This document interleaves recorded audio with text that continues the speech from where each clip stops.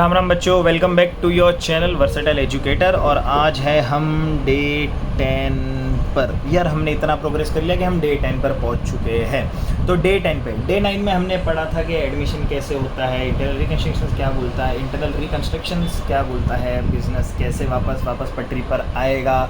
तो उस सिनेरियो में 2 से 3 पार्टनर हुए थे, मतलब पार्टनरशिप डीड नहीं बनेगी, सारी चीज़ें नहीं बनेगी।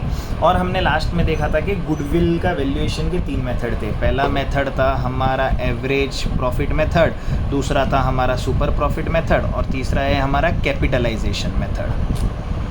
ठीक है, अब इसका वैल्यूएशन का हम ये भी देख लेते कि वैल्यूएशन आखिर होता कैसे है। तो अब देखो, इज्जत का पैसा लगाने के लिए हम जाएंगे कंपनी के पास्ट प्रॉफिट्स में। तो अगर देखो, अब क्या होता है कि पार्टनर एडमिट तो कभी भी कर सकता है ना, पार्टनर एडमिट साल के बीच में कर सकता है, पार्टनर एडिट कोई महीने के बीच में कर सकता है। पर आपके लिए बहुत सॉर्टेड है, आपको इतना अब तक इतना वो ऐसा कंफ्यूज सिनेरियोज नहीं आएंगे एग्जाम के अंदर। या तो वो पार्टनर को एडमिट करेंगे बिगनिंग ऑफ द ईयर या वो एडमिट करेंगे एंड ऑफ द ईयर, है ना। हाँ, आप जैसे जैसे और आगे बढ़ते जाओगे इसी चीज़ों में पढ़ने के और अपग्रेड होते जाओगे पढ़ाई में। जैसे आपने फाउंडेशंस के कोई चीज़ कर ली, फाइनेंस में आप आगे चले गए, अकाउंटिंग में आप आगे चले गए, जहाँ पे आपको ये सिनेरियो वापस आएंगे ये थोड़े अपग्रेडेड वर्जन के साथ। वहाँ आपको ये देखने मिल सकता है कि पार्टनर एडमिट कभी भी हो रहा है साल के बीच में, तो उसका कैलकुलेशंस क्या हो जाएगा, वो पर्टिकुलरली टाइम फ्रेम के हिसाब से हो जाता है। तो अब यहाँ पे जब हम गुडविल की बात करते हैं तो सबसे पहले तो मेरा आता है एवरेज प्रॉफिट मेथड। अब गुडविल यहाँ पे जो भी वैल्यूएशन होगा वो प्रॉफिट बेस्ड होगा, है ना। अगर कंपनी का ज़्यादा प्रॉफिट मतलब नाम अच्छा होगा, गुडविल अच्छा होगा। कंपनी का कम प्रॉफिट मतलब ऑब्वियस सी बात है कि नाम खराब होगा, थोड़ा गुडविल नहीं है मार्केट में, इतना अच्छा रेपुटेशन इतनी अच्छी नहीं है। तो average profit method, average profit method. अब देखो यहाँ पे बोला है कि कोई भी प्रॉफिट जो मेथड यूज़ कर रहे हैं उसका अपन को निकालना है एवरेज। क्या निकालना है? एवरेज। अब एवरेज किसी चीज़ का कैसे निकलता है? कोई भी चीज़ का एवरेज निकलने के लिए सबसे पहले तो मेरे को चाहिए वो टोटल प्रॉफिट, कि भाई वो टोटल प्रॉफिट है कितना। ठीक है, टोटल प्रॉफिट मिलते ही मैं क्या कर दूंगा, नंबर ऑफ़ ईयर्स कर दूंगा, जितने भी साल का हम प्रॉफिट के हिसाब से अपना कैलकुलेट कर रहे हैं, अपना गुडविल कैलकुलेट कर रहे हैं, रेपुटेशन कैलकुलेट कर रहे हैं कि भाई आज तक हमारी वैल्यूएशन इतनी हो जानी चाहिए थी। अब अगर मैं अपने बिजनेस को कहीं लेके जाऊँ तो मैं बता सकता हूँ कि भाई मेरी वैल्यूएशन इतनी है, मेरा लोगों पर मेरा ट्रस्ट इतना है, मेरे कम से कम इतने कस्टमर तो बने हुए ही है, ये जो कहीं नहीं जाएंगे। ये क्यों नहीं जाएंगे? क्योंकि हमने क्वालिटी प्रोडक्ट्स दिए हैं, हमारा रिलेशन बहुत अच्छा है, हमारी आफ्टर सेल सर्विस बहुत अच्छी है, हम प्रोडक्ट बहुत ही अपरंपार प्रोडक्ट दे रहे हैं, है ना। अच्छी क्वालिटी का प्रोडक्ट विथ रीज़नेबल प्राइस भी हम बेच रहे हैं, तो लोग हमारा प्रोडक्ट खरीद रहे हैं।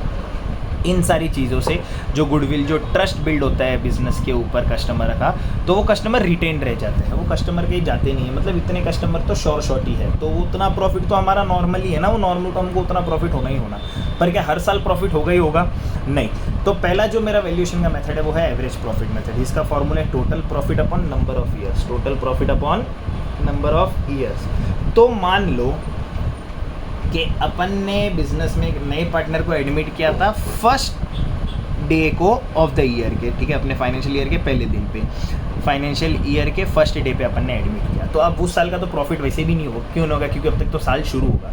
तो अब अगर इससे अपन को गुडविल मंगाना है तो अपन कैसे मंगाएंगे? पास्ट ईयर का प्रॉफिट देखेंगे। तो मान लो मेरे को लास्ट 4 साल के मेरे पास प्रॉफिट अवेलेबल है। आज 2025 है तो मैं 24 से गिनता हूँ। मेरे पास 24 का प्रॉफिट अवेलेबल है। कितना मेरे पास 24 का प्रॉफिट अवेलेबल है? Which is 15,000। 23 का भी मेरे पास प्रॉफिट है विच इज़ 11,000। 22 का भी मेरे पास प्रॉफिट अवेलेबल है विच इज़ 18,000।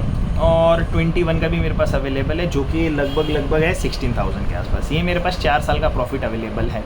अब इसके हिसाब से देखो मैं गुडविल कैसे निकालूंगा। सबसे पहले फॉर्मूला में डाल देते हैं टोटल प्रॉफिट। टोटल प्रॉफिट 1 2 3 4, 4 साल का प्रॉफिट है, मतलब 15K plus 11K plus 18K और प्लस 16K, ये 4 साल का टोटल प्रॉफिट हो गया। अब नंबर ऑफ़ ईयर्स 1 2 3 4 4 साल है, तो अगर मैं इसको कैलकुलेट करूँ तो ये मेरा आता है लगभग के आसपास 15 और 11 इज़ 26 और यहाँ पे हो गया 34।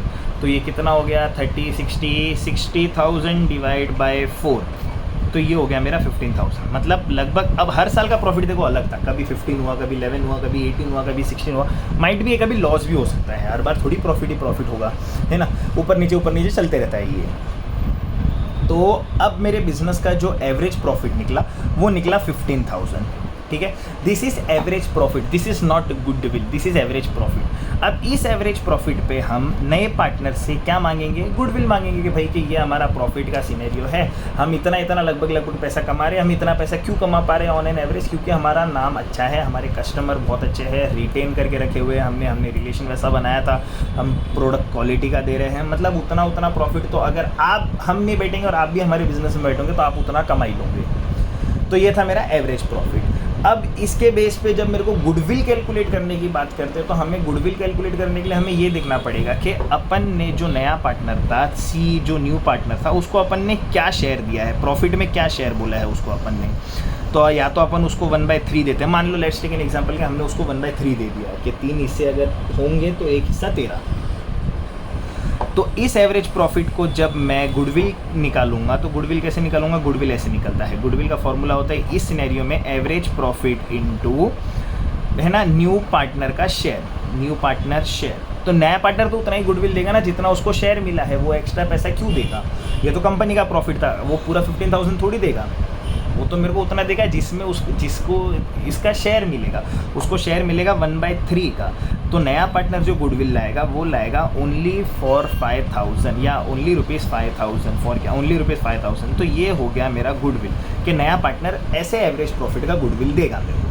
तो एवरेज प्रॉफिट का कंसेप्ट कैसे, सिंपल सा है, total profit divide by number of years. आपके पास जितने भी साल का पास्ट ईयर का प्रॉफिट है आप उसको प्लस कीजिए, डिवाइड बाय जितने भी ईयर नंबर ऑफ ईयर्स आपको दिए हुए उसको डिवाइड कीजिए, तो आपको एवरेज प्रॉफिट मिल जाता है। एक बार आपको एवरेज प्रॉफिट मिला, एवरेज प्रॉफिट मिलते ही आप न्यू पार्टनर का जो भी प्रॉफिट शेयर है उससे मल्टीप्लाई कर दीजिए, तो आपको ये पता चल जाएगा कि इनकमिंग पार्टनर कितना गुडविल देगा।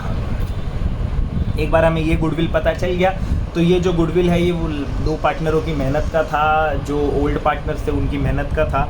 तो ये 5,000 उठा के हम सीधा ओल्ड पार्टनर जो भी हमारे वो 2 ओल्ड पार्टनर नहीं थे ए और बी, हम उठा के ये ए और बी को दे देंगे कि भाई ये लो आपका 5,000 रुपीज़, जो आपने 2 साल इतनी मेहनत की, जिसका बेनिफिट अभी नए पार्टनर को होने वाला है। बैठे बैठे होगा ना नए पार्टनर को 5,000 का, तो ऐसे ही बैठे बैठे फ़ायदा हो जाएगा, उसको कुछ ज़्यादा मेहनत तो करनी है नहीं।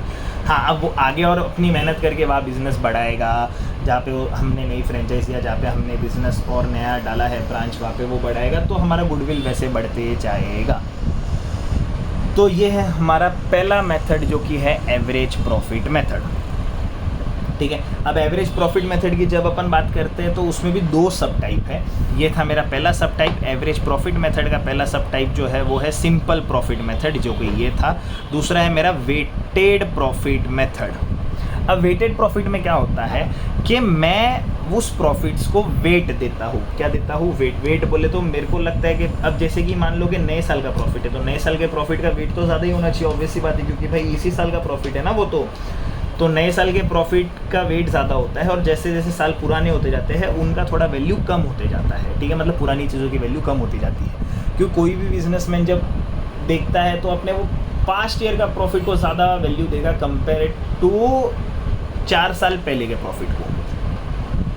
तो बहुत बिजनेसेस वेटेड एवरेज पे भी जाते हैं।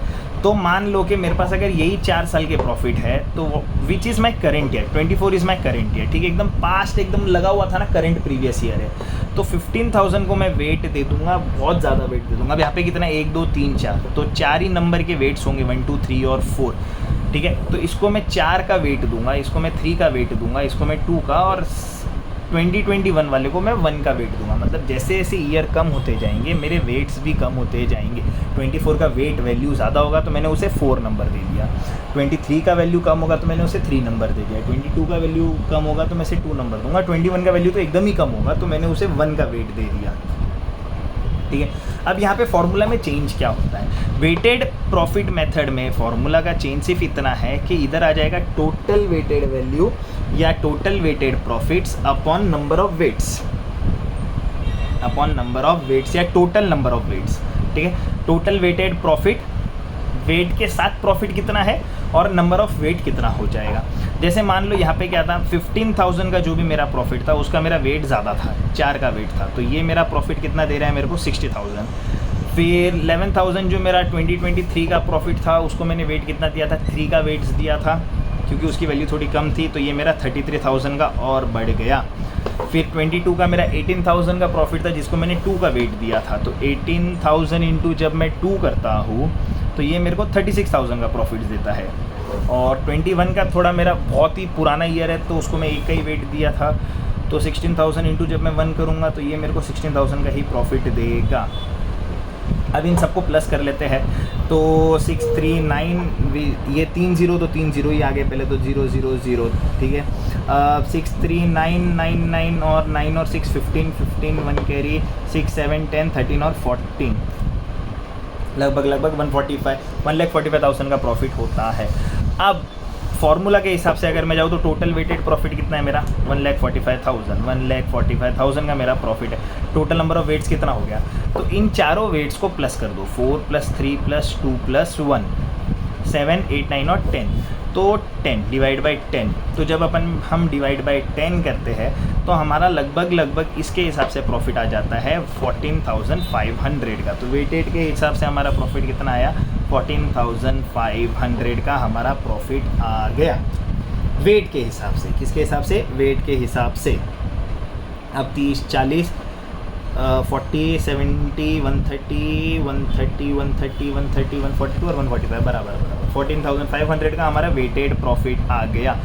तो ये हमारा वेटेड प्रॉफिट होता है। अब इसके हिसाब से नया पार्टनर अपन को गुडविल देगा, जो कि उसके शेयर के हिसाब से देगा। जब वो उसके शेयर के हिसाब से देगा तो लगभग ये 4,000 एंड से 3 1 3 3 4 12 3 कैरी 3 4 12 हो गया, 12 के बाद 2 कैरी हो जाता है, 3 7 21 3 8 24 1 कैरी 3 3 9 और 4 8 33.33 के आसपास होता है, ठीक है। तो हम इसे राउंड ऑफ कर लेंगे नियर ज़ीरो के आसपास। आपको पॉइंट में वैसे भी नहीं आएगा, उसके लिए फिर अलग सिनेरियो आ जाते हैं। तो आपको पॉइंट में वैसे भी नहीं आएगा, अपन इसको नियर ज़ीरो में ले आएंगे, या तो नियर ज़ीरो में ले आओ, यहाँ इसे 483333 और ₹1 किसी को ज़्यादा दे देना ताकि वो इक्वलाइज हो जाए। तो ऐसे आता है मेरा एवरेज प्रॉफिट के दो मेथड, सिंपल प्रॉफिट और वेटेड एवरेज प्रॉफिट। तो इस हिसाब से मेरे गुडविल का कैलकुलेशन होता है एवरेज प्रॉफिट के बेस पे, और इस हिसाब से नया पार्टनर गुडविल लेके आएगा। अब अगर मैं बात करूँ सुपर प्रॉफिट की, जो कि मेरा सेकंड मेथड है। सुपर प्रॉफिट का तो मतलब ही होता है अपरंपार प्रॉफिट। सुपर प्रॉफिट का फॉर्मूला क्या बोलता है, average profit minus normal profit, ये फॉर्मूला है। अब एवरेज प्रॉफिट निकालने के लिए तो मेरे को पता है, मैंने देखा, क्या देखा, टोटल नंबर ऑफ प्रॉफिट या total profit divide by number of years, total profit divide by number of years. Normal profit निकालने के लिए क्या होता है कि नॉर्मल प्रॉफिट क्या होता है, बहुत ही नॉर्मल बोले तो अगर मान लो मेरा कोई बिजनेस है या मैंने कहीं इन्वेस्टमेंट किया पैसा, मैं 10 लाख रुपए इन्वेस्ट करने की सोच रहा हूँ, तो मैंने मानो डिफेंस सेक्टर में इन्वेस्ट करने का सोचा, और मेरे को पता है कि फ़िलहाल डिफेंस मार्केट इतना अच्छा है कि वो कम से कम 12% का प्रॉफिट तो दे रही है, जो कि NRR मतलब नॉर्मल रेट ऑफ रिटर्न है। क्या है नॉर्मल रेट ऑफ रिटर्न? तो अगर डिफेंस मेरे को 10-12% का रिटर्न देता है, जो कि नॉर्मल है, वो कोई भी सिनेरियो में 10-12 देगा ही देगा, that is a normal rate of return, ठीक है। तो नॉर्मल प्रॉफिट वैसे ही कैलकुलेट होता है। नॉर्मल प्रॉफिट कैलकुलेट होता है कैपिटल एम्प्लॉयड इनटू NRR जो कि परसेंटेज में होता है। अब या तो NRR परसेंटेज बताओ, या फिर इसको ऐसे भी लिख सकते हैं, यहाँ पे परसेंटेज नहीं लिख के नीचे 100 लिख दो। कैपिटल एम्प्लॉयड का मतलब होता है कि आपने कितना पैसा लगाया। आप जितना भी पैसा लगाओ उस पैसे का आपको नॉर्मल रेट ऑफ रिटर्न क्या मिलता है। जैसे मैंने यहाँ पे डिफेंस सेक्टर में लगाया था 10 लाख रुपीज़, ठीक है। अब 10 लाख पे अगर मेरे को 10% भी नॉर्मल रेट ऑफ रिटर्न मिलता है तो मेरा नॉर्मल प्रॉफिट कितना है, मेरा 1 लाख का प्रॉफिट बैठे बैठे है, आराम से, मेरे को कुछ नहीं करना, ठीक है। ये थोड़ा रिस्क फ्री भी हो जाता है, यहाँ पे आपको रिस्क नहीं लगाना, क्योंकि ये नॉर्मल रेट ऑफ रिटर्न है। कोई भी हर एक बिजनेस का एक नॉर्मल रेट ऑफ रिटर्न होता है। अगर मैं कहीं पैसा इन्वेस्ट करूँ तो मेरे को वहाँ से रिटर्न कितना मिलेगा, अगर उतना रिटर्न शॉर्ट है तो फिर तो मेरे को दिक्कत ही नहीं है ना। अब 10% मेरे बाकी सारे फिक्स डिपॉजिट्स ले लो, बैंक के कोई इन्वेस्टमेंट्स ले लो, उससे तो ज़्यादा ही है। तो ये होता है मेरा नॉर्मल प्रॉफिट। तो average profit and normal profit. अब क्वेश्चन में मेरे को कुछ ये इन्फॉर्मेशन अवेलेबल होगी, जैसे मेरे को कुछ 4 साल का डेटा पिछले क्वेश्चन में अवेलेबल था। 24 का मेरा था प्रॉफिट 15,000, 23 का मेरा प्रॉफिट था 11,000, 22 का मेरा प्रॉफिट था, 21 का मेरा प्रॉफिट था। 22 का मेरा प्रॉफिट था 18,000 और 21 का मेरा प्रॉफिट था 16,000 के आसपास, ठीक है। तो अब ये थे मेरे 4 साल के प्रॉफिट। और मेरे को बोला होगा कि आपने कैपिटल एम्प्लॉय किया है बिजनेस के अंदर 10 लाख रुपीज़ का, जिसका नॉर्मल रेट ऑफ रिटर्न मिलता है आपको 10% पर एनम के हिसाब से। ये क्वेश्चन अवेलेबल होगा। तो अब एवरेज प्रॉफिट तो हमने ये निकाल लिया। चलो एवरेज प्रॉफिट अगर मैं इन सारे को प्लस करूँ तो मेरा कितना एवरेज प्रॉफिट आता है 60,000 डिवाइड बाई 4 विच इज़ मैं 15,000 का प्रॉफिट आ गया। ठीक है, या आप अपन एक एक ज़ीरो बढ़ा भी देते हैं। तो ये मेरा 6 लाख डिवाइड बाई 4 इज़ 1,50,000। तो ये हो गया मेरा 4 साल का। कैसे निकाला? टोटल प्रॉफिट इन चारों को प्लस किया तो 6 लाख रुपीज़ आया। Number of year is 1, 2, 3 and 4, तो 4 कर दिया। ये मेरा आ गया एवरेज प्रॉफिट। अब सुपर प्रॉफिट निकालने के लिए, नॉर्मल प्रॉफिट निकालने के लिए capital employed into NRR। Capital employed is my 10 lakh rupees कि मैं 10 लाख रुपये अगर कहीं डालूँ तो मेरे को 10% तो ऑटोमेटिकली रिटर्न आ ही रहा है, मतलब नॉर्मल रेट ऑफ रिटर्न है उस मार्केट का। तो इसके हिसाब से मेरे को आया 1 लाख रुपीज़ का रिटर्न। तो मेरा एवरेज प्रॉफिट कितना था? 150 का। नॉर्मल प्रॉफिट कितना मिला? 1 लाख का।